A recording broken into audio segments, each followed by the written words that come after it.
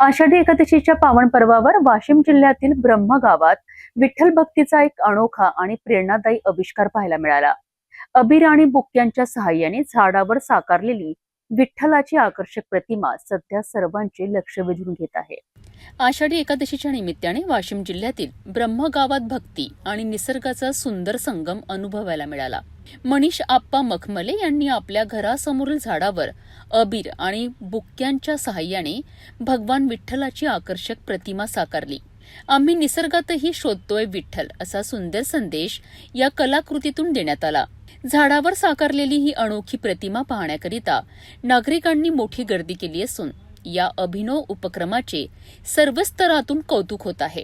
आषाढी एकादशीच्या पवित्र दिवशी भक्ती, कला आणि पर्यावरण संवर्धनाचा संदेश देणारा हा उपक्रम परिसरात विशेष आकर्षणाचा विषय ठरला।